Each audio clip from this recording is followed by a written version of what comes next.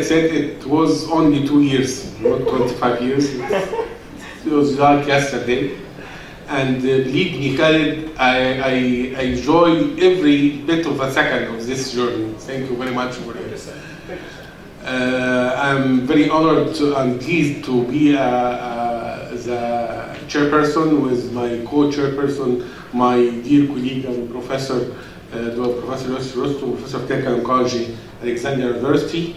I'm very honored to present my first speaker. He's a known figure all over the Arab countries.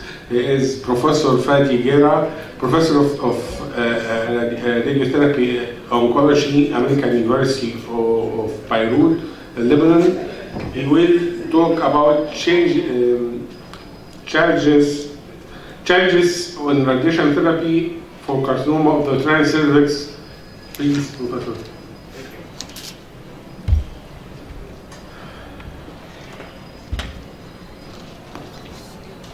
Thank you, Mr. Chairman. I also thank you for the organizers for inviting me to be part of this tradition. I'm very pleased to be here with you. It's always a pleasure to come to Cairo. My topic is reviewing with you some challenges in the management of carcinoma of the cervix. It's primarily from the radiation standpoint, but obviously when we talk carcinoma of the cervix, we have to include some chemotherapy questions. This is the outline, and believe me, I will make it on time. I will not exceed my time. I will start by defining the standard of care of today and touch on the role of imaging in our practice, role of IMRT for the first part of pelvic radiation therapy, and then what is the best chemotherapy that we need to use in our patients? Do we need adjuvant chemo? And there is a question that I hesitated to keep on the talk because there is a talk on SBRT, but I will touch on it a little bit, and then some words on surgery after chemoradiation, because some people are still suggesting to do surgery after all this treatment. So what is the standard of care? This is not a medical student course or resident course, but just to remind the basics. The first, well, here we are not talking about early stage disease, we are talking about the disease that are coming for radiation therapy. These are the diseases that's 1B2 and beyond. The first part is always the external beam radiation therapy to the pelvis. The dose is 40 to 45 gray. I personally prefer 40 gray because I don't like to treat gross disease with 1.8 gray per fraction. This is just a old teaching and I like it. Concurrent weak is cisplatin chemotherapy at this dose is the standard of care of today. I know NCCN includes 5FU, but nobody is doing it. It's only cisplatin weekly. We follow it typically by uterovaginal brachytherapy, and these are the doses here. High dose rate, you can also use low dose rate, of course, and you have to translate the total dose to about 80 to 85 gray to 0.8. This is how NCCN is wording it. No concurrent chemotherapy during the brachytherapy. This is very important to keep in mind for the young generation. Do not use concurrent chemo while the patient is getting high-dose brachytherapy. It could be very toxic. No role for surgery after full-dose brachytherapy. This is also very dangerous, not only toxic, dangerous, and people can die from it. And the question of adjuvant chemotherapy, there is no strong level 1 evidence. Some people are doing it, sometimes we do it, but there is no standard for the use of adjuvant chemotherapy. This question is being investigated in clinical trials. So what is the role or what is the situation of chemoradiation? We know from many, many trials and meta-analyses that chemoradiation is superior to radiation therapy. This is a given. Everybody believes and agrees to it. And it is superior to radiation therapy alone. Nobody is doing radiation therapy alone nowadays, at least when chemotherapy is available. And how does it compare to surgery? There is no real comparative studies, and we will never have one. But I just, for the sake of comparative values, or I would say comparative images or levels of survival, I put the trial here by the GOG 141, where the questions were neoadjuvant followed by radical surgery or radical surgery, and there was no difference in this trial. just to give you an idea about the magnitude of survival for the patients who come for chemoradiation. Those patients were in the stage 1B1, 1B2, 2A, 2B. And some of them actually received adjuvant treatment.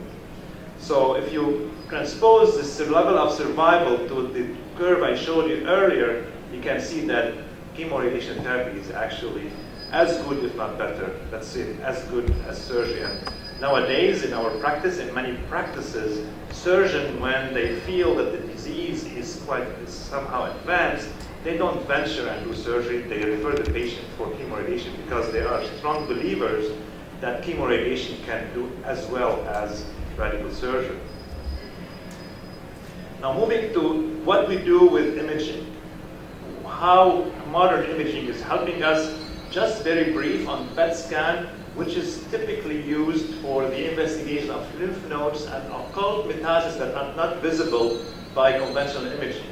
It can be used for staging, which is very important, for interim assessment during treatment, and I will talk very briefly, and evaluation of response, which is typically at 3 months. If you do it before 3 months, you may run into false positivity. So what's the value of this? For staging, the sensitivity is reasonable, 75%, but it's excellent specificity, 95%, and therefore PET scan is recommended in the staging whenever PET scan is available. We do it routinely. For interim assessment, it's not good. It's poor predictor. The response, the immediate response during chemoradiation on PET scan is not really predictor or predictive, at least not consistently predictive, and is not typically recommended. For evaluation of response, it does correlate with progression-free survival and overall survival. It is therefore optional. Why I say optional? Because we don't always need it. Because when we finish the treatment, we just wait for the patient to see how she's going to do. We don't have to just keep doing PET scans. We just follow it with conventional imaging. Sometimes when we have some weird findings on conventional imaging, we go with PET scan. MRI is also important. I believe the best staging is clinical. Gynecologic oncologists should be able to stage the patient clinically, at least for the local disease. A GYN exam is very important, and it is actually the basis for the FIGO staging. This MRI is showing parametric extension. This is where the tumor is actually breaking the plane as going to the perimetria. You don't see much more than that, but when you examine, you can feel more. And actually, when you combine MRI with physical exam, you can have excellent results. You can also use it for lymph node staging with very good specificity, as good as in literature as PET scanning. This is on the right side where you can see parametric extension and also bilateral lymph nodes involved. So MRI is also now part of the basic staging for carcinoma of the cervix. Is actually more important in earlier stages than in stages that come for chemoradiation. But overall, it is required and it helps in the staging. So now back to radiation therapy. What is the role of IMRT for pelvic radiation therapy? IMRT is a buzzword. It's a technology that's here to stay. It's really very helpful, but we have to use it intelligently, with intelligence, because it is expensive. Although it's coming down in prices, it's becoming more available. You have to know where we are targeting. You have to design your field, or actually to contour your design, your organ at risk and your GTV, gross tumor volume. Here you have the lymph nodes, the uterus and the cervix, the rectum and the bladder, and the bowel. You need to, and actually when you look at the pelvis, once you contour your disease target, you see that it's like a U shape. And you have to ask your beam, your X-ray beam, which is not a laser beam, to come and curve itself inside this U shape. It is technically very difficult to have. You will see something like this. You have a dip into the bowel bag, as we call bowel bag, or the bladder area, but it's not as clean as you would like to. It's not easy to have an IMRT that goes straight into the lymph nodes and the primary area without going into the bowel and the bladder. The yellow is 70%, so you have the 70% dipping, but then the lower energy, lower dose isodoses are not dipping anymore. It is good, but it's not an excellent tool for routine use. And it has been studied. This is the RTOG 1203 published last year at ASTRO that looked at IMRT for the pelvis. It was in a post-op setting, which is more important because you have more bowel in the pelvis. And look at the differential between IMRT and conventional for field. This is a bowel function score. This is a composite score that they designed for the study. And the numerical differences is very low. So it's not really a panacea. It's not really something that you feel it's going to bring you a lot of improvement. But yet, if you look at statistics, it is 0.04. It's actually not bad. But it's not really a panacea. We have to keep it in mind. So if you don't have it, don't have a problem. It's not the IMRT of the head and neck cancer where you have absolutely to use it here. It's optional. Other pitfall with IMRT is organ motion. So you have designed and contoured your field and everything, your PTV, but then when you look at the progression day to day, look at the motion of the uterus during the treatment. It's actually going up and down depending on the fullness of the bladder and rectum and the position, etc. So it's not, you have to keep this in mind, unless you are using adaptive therapy, then it's really a problem. You really sometimes can hurt your patient by applying tight IMRT for these cases.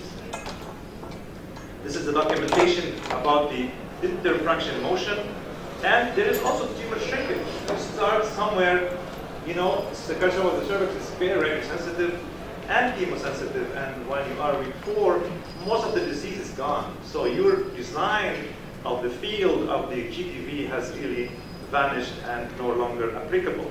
So you have really to be careful when using IMRT to either readapt your treatment or at least use IGRT and adjust your treatment fields.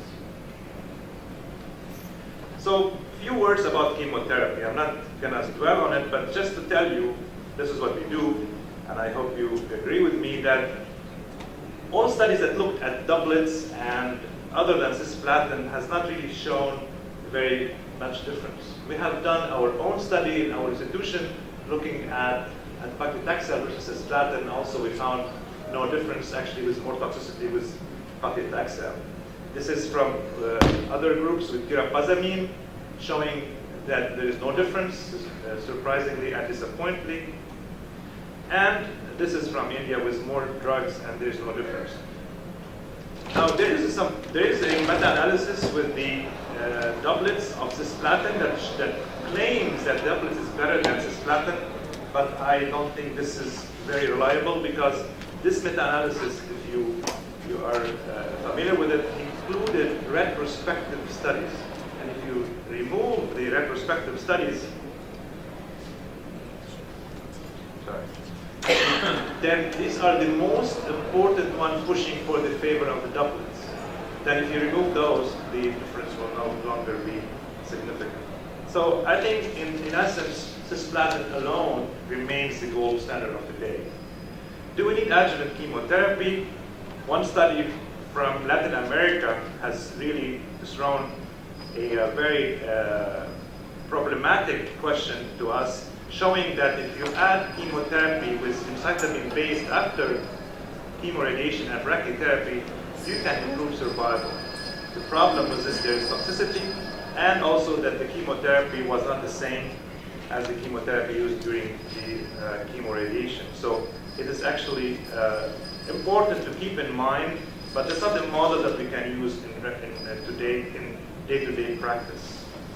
There is also a study from Thailand that did not look really at adjuvant question, although this study showed some benefit from chemotherapy. It was not only for the adjuvant, it was also for the concurrent.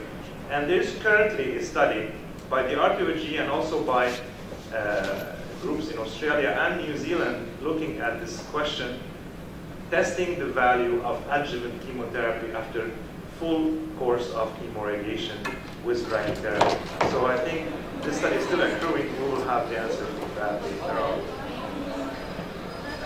Can SBRT or IMRT technique replace brachytherapy boosting of the primary disease? We cannot talk about it today, so I'm not going to dwell on it too much, but to tell you that there is some difference between both techniques. And I personally believe, I'm not going to make a lot of conclusion, but I personally believe that brachytherapy has an edge.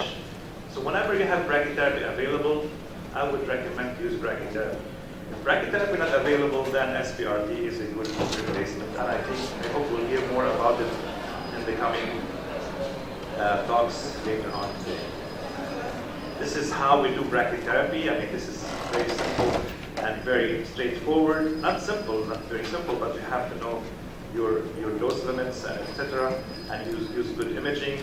Here you have CT scan, but you can use also MRI scanning and develop volume-based brachytherapy prescription. This is very important. This is something that becomes very fashionable and developed. This is how the isodose looks like. You are all familiar with it. So, and there is some data, all retrospective, stating that brachytherapy, whenever it's used, you have a superior survival.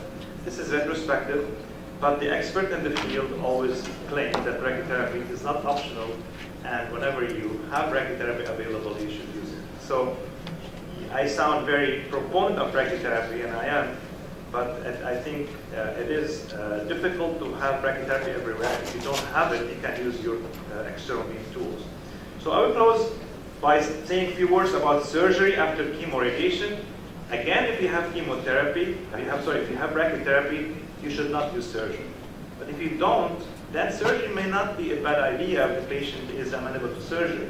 This is a trial, randomized trial, comparing chemoradiation and randomized to brachytherapy or radical hysterectomy, and there was no difference. Although brachytherapy is on top, there is not significantly different. Now, the question that actually very provocative is this trial that looked at chemoradiation and brachytherapy, and CR patients were taken to hysterectomy, simple hysterectomy or no hysterectomy, and there was no difference, although again, no hysterectomy was on top. So this is actually very provocative and very daring. I would not recommend it for my patients. So in conclusion, chemoradiation for advanced carcinoma of the cervix is a well-established standard of care. Single-agent cisplatin remains the best concurrent chemo at present, and the role of adjuvant chemotherapy is not fully established. We have to wait for the phase 3 trial. Brachytherapy is an essential component for local disease control and survival. Hysterectomy is not superior to brachytherapy after CTRT, but maybe an option where brachytherapy is not available. And I thank you for your attention.